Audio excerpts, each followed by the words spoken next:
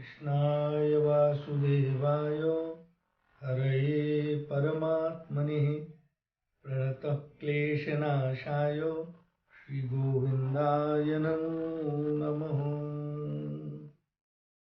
हमारे सभी सत्संग के बिखरे मोती के भाई बंधुजन, आप सभी को हमारा जय श्री कृष्ण, जय श्री राधे।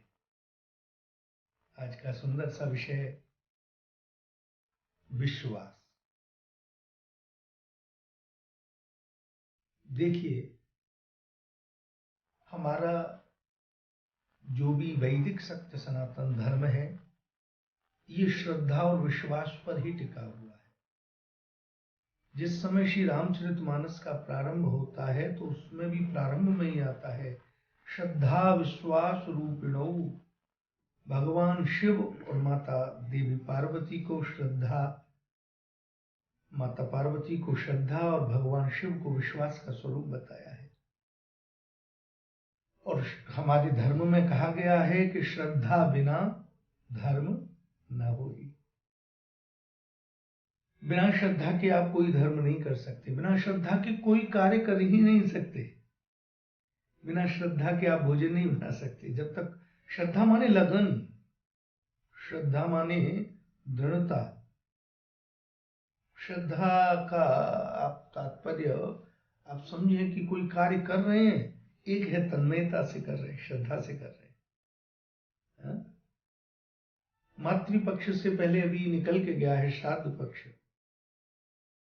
तो श्राद्ध क्या है? श्रद्धा दीयते कर्म होते श्राद्ध। जो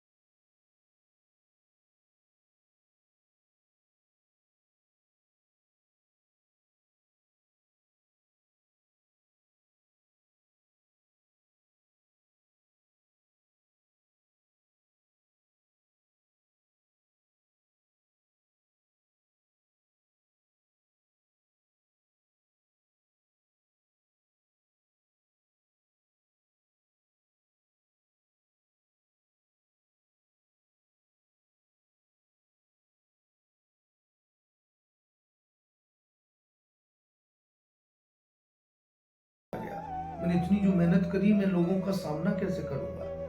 रेल की पटरी पर जा रहा था कि उसको 2-4 लोग आते सामने से दिखे। उसमें से एक वृद्ध व्यक्ति आया, उसने पूछा क्या बात हुई? उस व्यक्ति ने कहा कि मेरा व्यापार घाटे में चला गया, मेरे पास कुछ भी नहीं बचा, सब कुछ खत्म हो गया। उस व्यक्ति ने कहा तो हिम्मत क्यों हारते हो? बोले नहीं, अब कुछ नहीं हो सकता, अब तो मेरे सब चला गया, सब खत्म हो गया, सब समाप्त हो गया।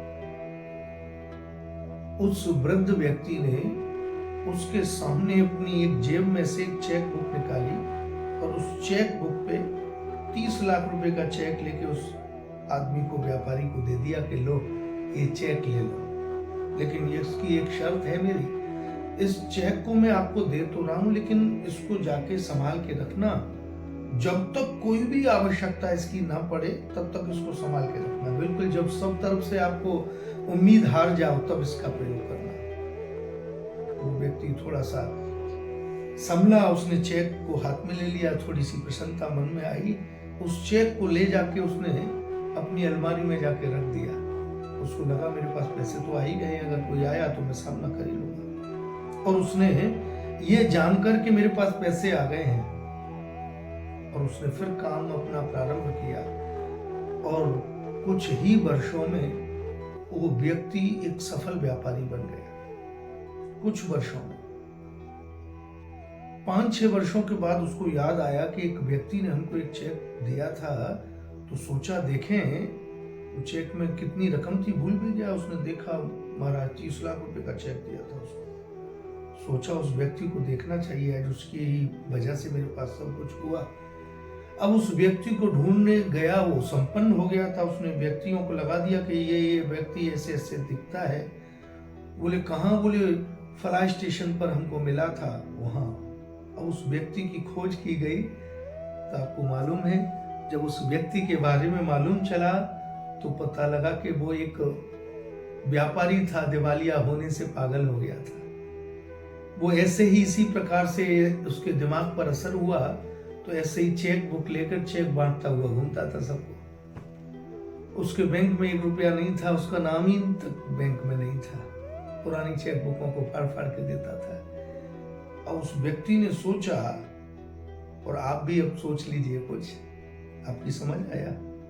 उसको कोई पैसा नहीं मिला, लेकिन पैसा मेरे पास है, इस विश्वास से उसने, उस तन्मयता से उस व्यापार को अपने को किया और एक सफल व्यापारी बन गया। यहां तो एक साधारण सी बात आपको समझाई। अगर हम विश्वास करें हम ठाकुर जी को प्राप्त कर सकते हैं तो हम कर सकते हैं।